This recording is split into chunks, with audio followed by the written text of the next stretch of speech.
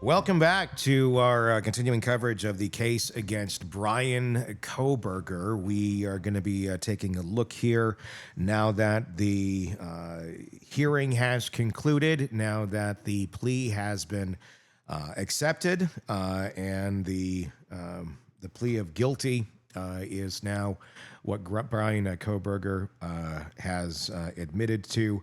There's a lot of questions about the future. What is going to happen here? And there's some interesting speculation already on the rise. One of the people who has been silent on in this case, but we've been very curious to get answers from, would have been Katherine Ramsland, who was his professor at DeSales University. She's now speaking for the first time with NewsNation's Brian Entin, and we're going to take a look at that interview, kind of break it down and discuss a bit. You remember Howard Bloom, not that long ago, had put out that article where he was hypothesizing that, maybe was he doing these things to impress her or to be better than her, because he looked at her kind of like an idol, I guess, so to speak. I mean, she's one of the best at her craft. So, someone who's in it for the right reasons would look at her and go, yeah, you are the best at this. But it's... it was a spooky moment today. I want to take a moment here, and we'll take a look at what it looked like in the courtroom earlier. This is which camera am I going to over here? This is coverage from earlier in the day when we were live. And this is the moment we're going to take a look at where Kohberger very, very coldly answers those questions. Count one burglary, the state would have to have proven that on or about November 13, 2022 in Latah County, Idaho, you unlawfully entered a residence located at 1122 King Road in Moscow, Idaho, with the intent to commit the felony crime of murder. As to count two, the state would have had to have proven that on or about that same date in Latah County, Idaho, you did willfully, unlawfully, deliberately, with premeditation and malice aforethought, kill and murder Madison Mogen, a human being, by stabbing Madison Mogen, from which she died. As to count three, the state would have had to have proven that on that same date in Latah County, at that same address, you did willfully, unlawfully, deliberately, with premeditation and malice aforethought, kill and murder Kaylee Gonzalez, a human being, by stabbing her, from which she died. As to count four, the state would have had to have proven that on or about that same date in Latah County, Idaho, you did willfully, unlawfully, deliberately, with premeditation and malice aforethought, kill and murder Xana Kernodle, a human being, by stabbing her, from which she died. And then as to count five, also murder in the first degree, that on or about November 13th, 2022, in Latah County, Idaho, you did willfully, unlawfully, deliberately, with premeditation and malice aforethought, kill and murder Ethan Chapin, a human being, by stabbing him, from which he died. Do you understand those things the state would have had to have proven? Yes. And do you understand that by pleading guilty, the state no longer has to prove those things because you're admitting those things are true? Yes.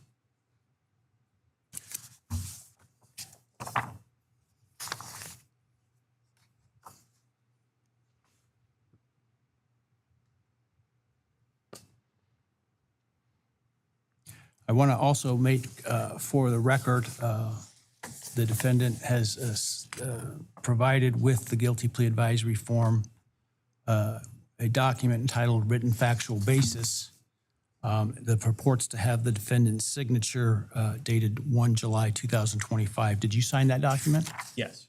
And did you agree with the written factual basis that is included there? Yes.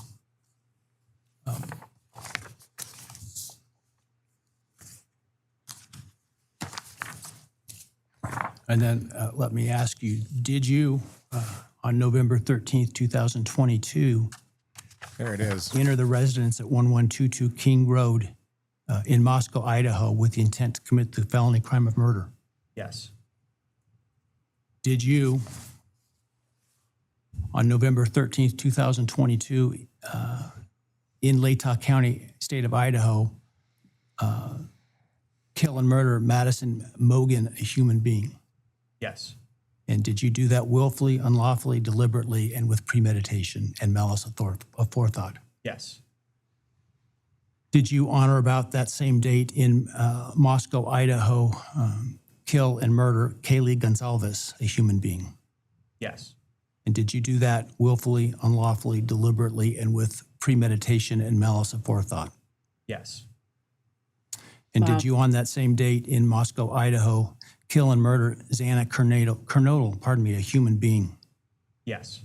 And did you do that willfully, unlawfully, deliberately, with premeditation and malice aforethought? Yes. And then on or about November 13th, 2022, again in Latah County, Idaho, did you kill and murder Ethan Chapin, a human being? Yes. Did you do that willfully, unlawfully, deliberately, with premeditation and malice aforethought? Yes. I would ask the state at this time to provide its recitation of its factual basis had this case gone to trial. Thank you, Your Honor. So basically, what we got is a condensed version of what the opening statements would have been Yeah. from prosecutor Bill Thompson. The image behind me right now, that's him in court today. That is probably one of the closest up ones that we've seen. That one is not AI. That is him. That is him today in court. Those dead eyes. Yeah, he does look like a shark. He just does. He just looks empty, like a shell. Yeah. He's no longer going to be wearing street clothes the next time we see him. Was it July 23rd we're doing the sentencing? It is I July think that's- 23rd and possibly the 24th if they need more time. Yeah, he'll be in a jumpsuit. He'll be wearing prison garb. Yeah. That's the last time we'll see him in a suit, I'm assuming. Maybe. It is. That is the last time we're going to be seeing him in a suit. Another thing I found interesting was the scolding of Steve Gonzalez at the very beginning without saying his name. Yeah. I found that to be a little like, shut the F up, Judge. Like, I'm sorry this guy lost because your staff in your office fumbled this so badly and didn't give them a chance to like really say their piece, that they're angry. And he goes on TV and says, please let them know. And your response is, have not and will not listen. Pretty tone deaf. Well, and that's just it. I understand that the law, I get it. Pretty tone deaf. I get it too. They have to follow the letter of the law. But here's the thing. These are parents of dead children. At the end Yeah. of the day, there are 4 kids who are no longer alive. Yeah. Let the man have his emotions. I Well, get it. I and- get it. And But look, come on. there was nothing wrong with what he was doing. I No, mean, it's not illegal. He was because he felt he was not being heard.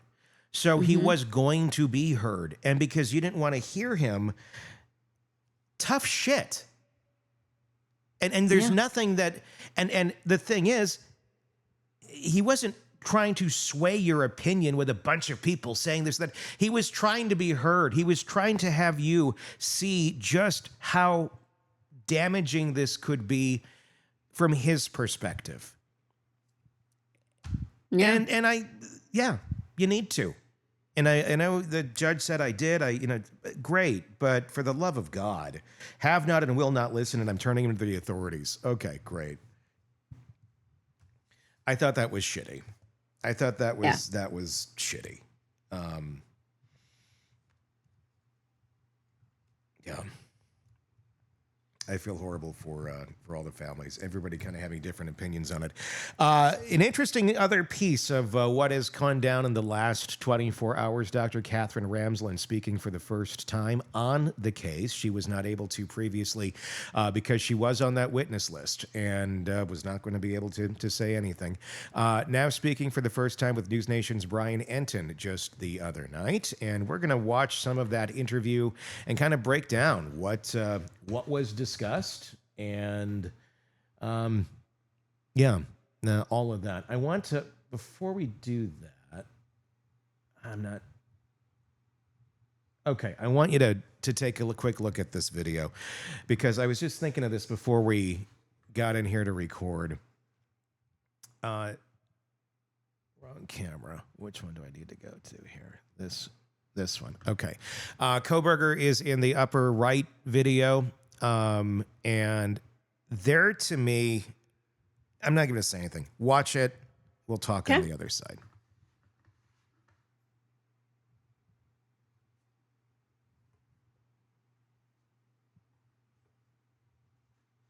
I'm going to turn the sound on.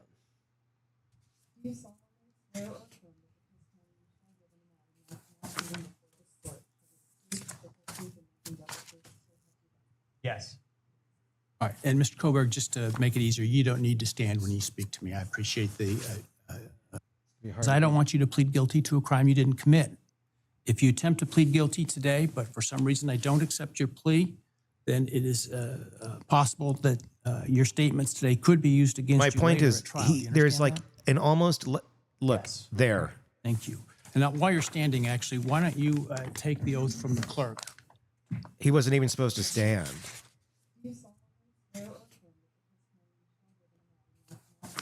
So he takes the oath. And if you watch, he stood up when the judge was speaking to him. Mr. Like, Kohberger, just to make it easier, you don't need to stand when you speak to me. I appreciate the sign of respect, but for convenience. I don't think there was a sign of respect, Judge. I think that was a serial murderer that is now basking in the moment, honestly. He was like a turtle out there on a log in a river and basking in the sunlight. interesting that you say that, because my perspective was the judge is taking that as a sign of respect, but he didn't have respect for the 4 people that he killed. Yeah. That ain't respect, Judge. I know. I mean, I get like how one could look at it that way, but I don't think it was. Because if you watch him right before he stands up, before he even does, he's getting fidgety. Like he cannot wait to get out of that chair and stand up in that courtroom. He's just popcorning like a guinea pig, right? Yeah. Really? I mean, literally. Brian Entin was sitting behind his parents in court today. I didn't know earlier if his parents were there or not, but they were. And he said that it was, they weren't crying. They were not crying. You could tell that they were, emotional, but they were not crying. Probably numb at this point. As their son sat there and acknowledged that he just murdered 4 people. Yeah. They've had a loss too. Oh, I'm not criticizing them. I know. I'm saying I think they've probably been to hell and back with this already. And I think, they've maybe made their peace as best that they can with something like this. I don't know, but I feel horrible for them as well.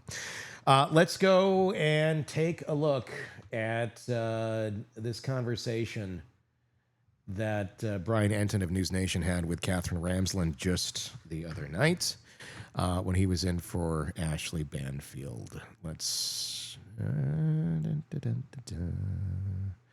there we go. Let's take a look.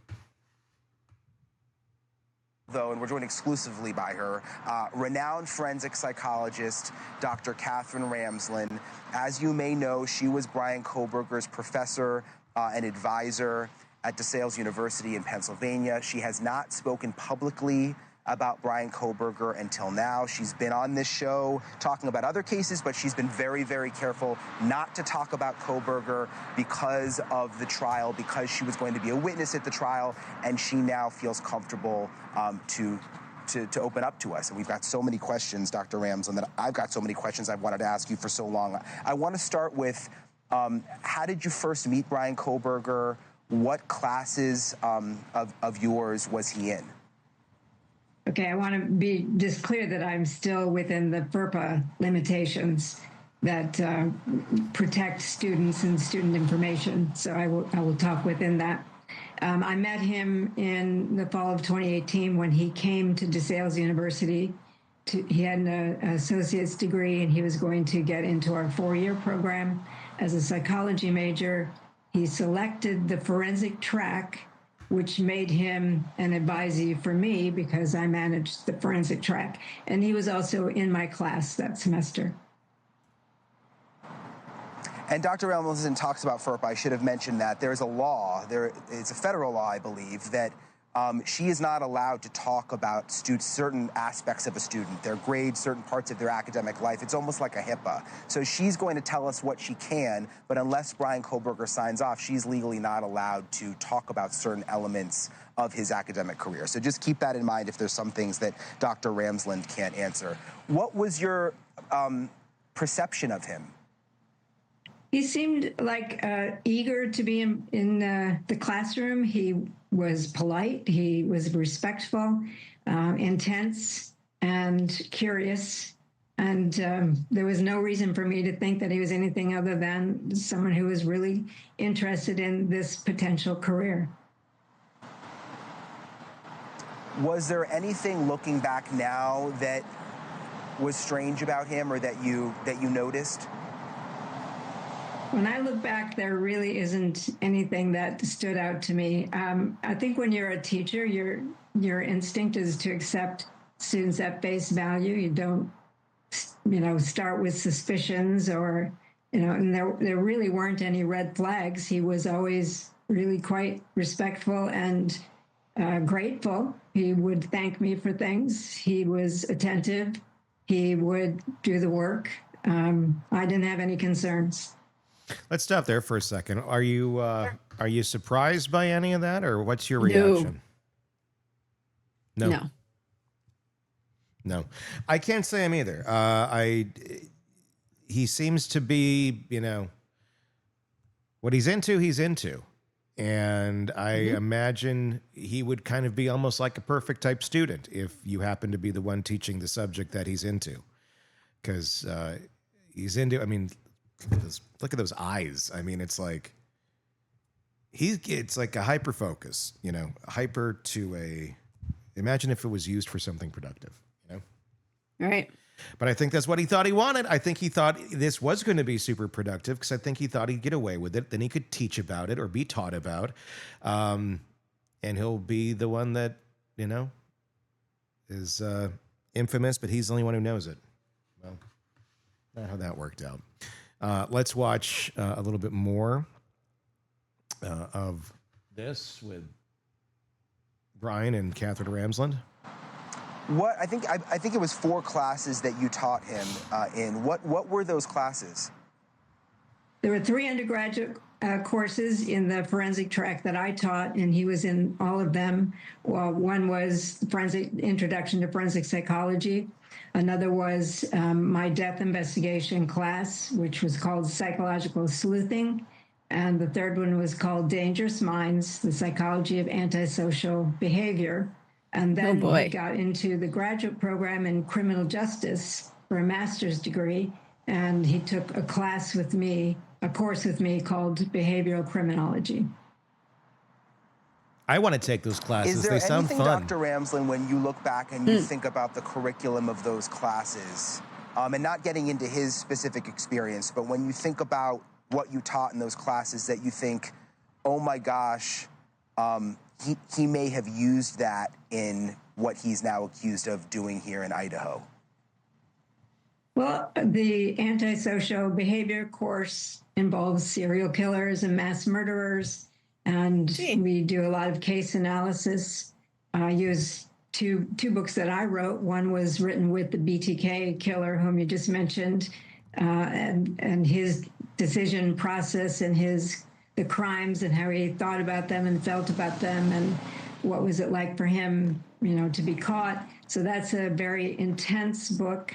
And also I have one called The Mind of a Murderer, which was about various behavioral experts over the past century who interviewed killers, mass murderers, and serial killers to get as close as possible, spending a lot of time with them to get as close as possible to their process of becoming a criminal. And so he would have been exposed to that.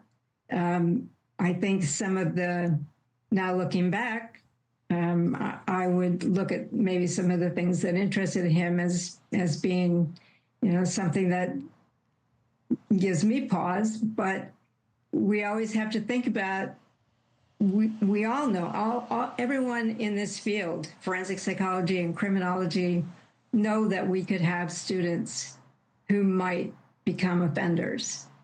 But we also know that the vast majority of our students will not, and will instead go into a field like law enforcement, FBI, Secret Service, that make the world better, that protect us. So we know that there's always a risk that we're attracting somebody who wants to do something terrible. Hoping we won't ever have that, but in my case, I did. No, I mean, she's had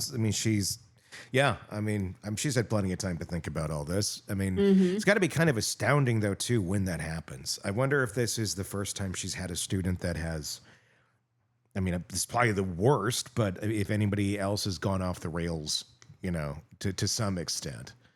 Yeah. And use that, but. And that's a question I'd like to ask her. Like, when you're teaching a class and you get to know your students, have you gotten that vibe? Some people are they pick up on vibrations, and I don't mean any woo-woo stuff, but I just mean, like, I'm getting a vibe from you that something is just off. And I wonder how many people end up in those classes, because I remember when I was pre-vet in college, you get the ones marching in there, and I'm going to be a vet. My dad's a vet. My, grandfather was a vet, and they don't know what they're doing, but they're just giving off this aura of, I'm the shit. And I wonder how many of those people she gets in those classes and she goes, you're not going to make it in this field. I bet a lot. Although by the time you get to her at a graduate level, you're probably pretty good in it. She's not getting like the newbies. This isn't like a freshman level, criminology class. You've spent your time and shown your dedication to this, I think, by the time you get Katherine as your professor. Well, and I agree with that. Do you think, Brian, if he had held back that impulse to kill somebody, to kill 4 people, do you think he could have been good at this? Possibly. I don't have anything to say, his obsessive behavior would certainly, lean itself into that.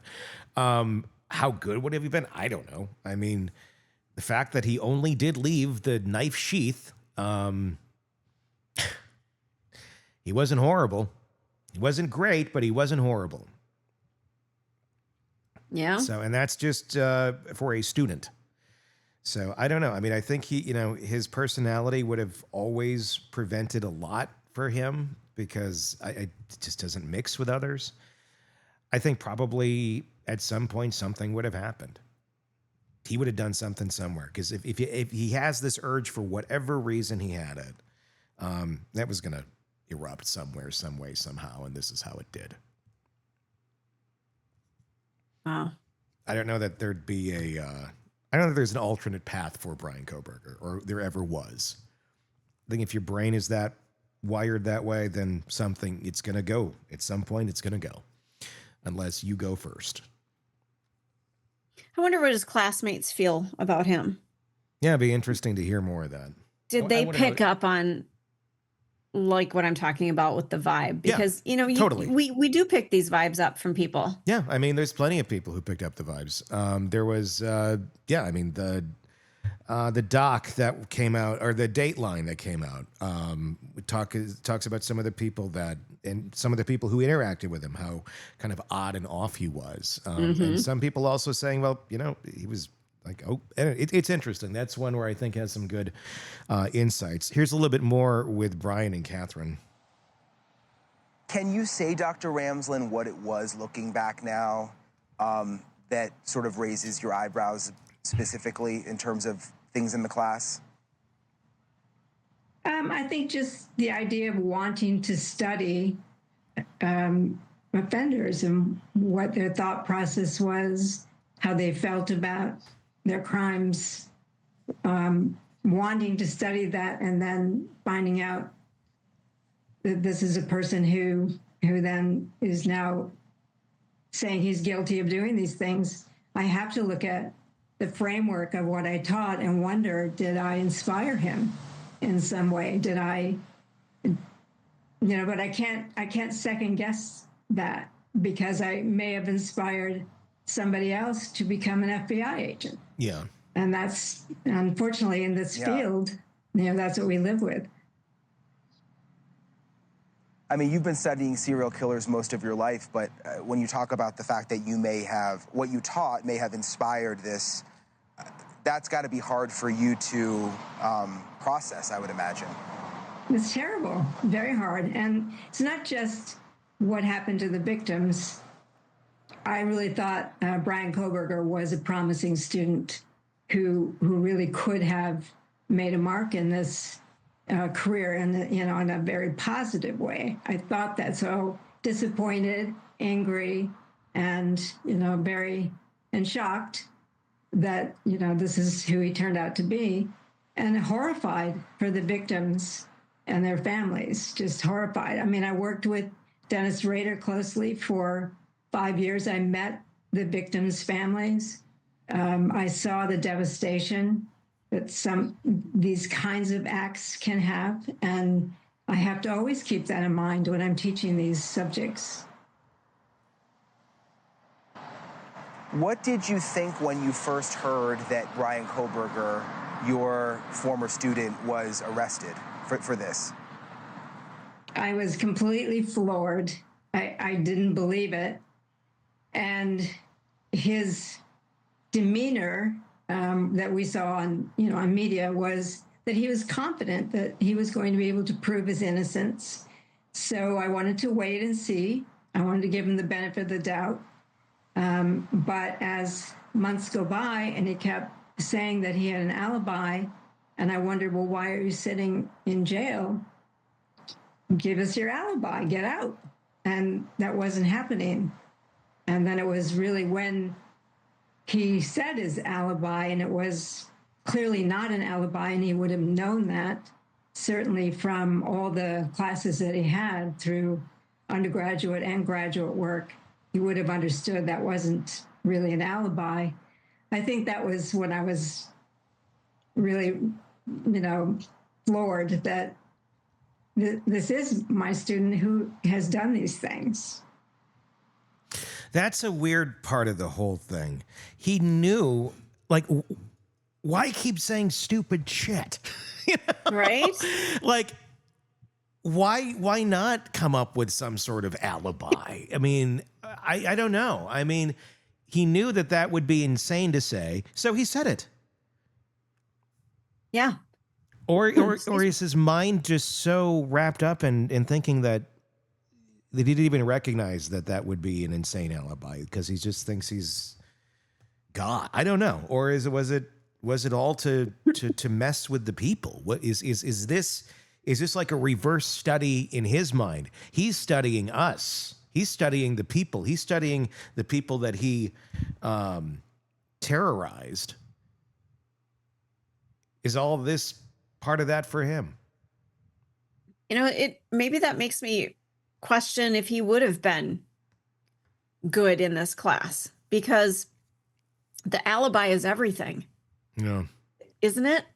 Did he not think this through? He just thought about the process and not the after part. No, I mean, I don't know. I think there's a very twisted way of thinking going on here. But I do wonder if this is part of his thing of, I don't know. Maybe we're way overthinking it too. Maybe it's just Maybe. a rage and an urge and hate, and I don't know. You mentioned, I mean, you studied BTK, the serial killer. You met with him many times in prison. This is what you do in a hope to prevent these things from further happening and understand the mind of a serial killer. Would you want to study Bryan Kohberger? Have you put any thought into that? Is that something that you think could be possible? I've been thinking about that for 2.5 years. I would. I mean, this is my work. If he wanted to do that, I would. And within the framework of this is what we do to try to look at developmental trajectories, the triggers, so that we can see the red flags faster. We can prevent people like this from wreaking the havoc that they do. So if he wanted to do that, I know that he's got the intellectual capacity to do it, to be self-reflective, to help think through how his life came to this. And so I would definitely do it if he were willing. And it would be hard. But I think because I have so much material from him, I have questions for him that I think nobody else but me could ask. It feels like the beginning of a horror And just my movie, last question, Dr. Isn't it? Ramsland. I mean, where it's like it's like Halloween is what it reminds me of. Where it's the killer, the doctor's there talking. If I could study, I would study him. And then, then it cuts to the scene where the study begins. And somehow in that study, he breaks out. This feels just, it's creepy. It's very creepy. That's a chunk of the interview with Brian Entin and Katherine Ramsland on NewsNation. From just the other day. The full interview you can find over with NewsNation. Yeah. Spooky. Man. It's not how I thought it would go, but they must have had meetings that, you know what, we aren't going to be able to defend you and you could end up dying. And at the end of the day, I'm just surprised. I mean, I'm surprised he didn't take the risk because he's already on the ride and he's been going on the ride over and over and over for the last 3 years without saying, hey, let's turn the roller coaster off. I'm done. Why now? Why now? Yeah. I mean, I get it. Like, you're facing death, but you knew you were facing until I guess you run. At the end of the day, death was what was going to scare him. Death is what scared him. Because I didn't know if he was afraid of that. I didn't know he was afraid of that or not. I just kind of thought maybe he's not, and he's just going to go for the whole experience. But he closed Wally World down early.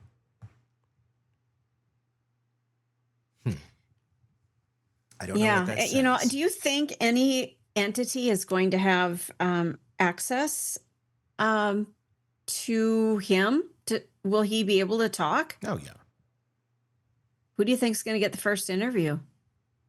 I think it'll be years before he gives an interview.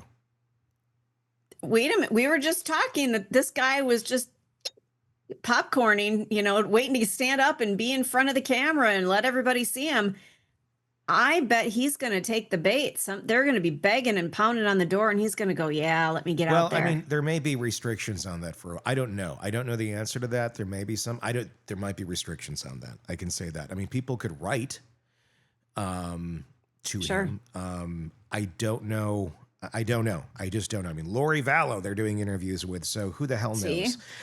Anything is possible. I don't know the answer to it, so I'm not going to speculate either way. I don't know that I don't know. I think it's going to be in a place and time of his choosing, though.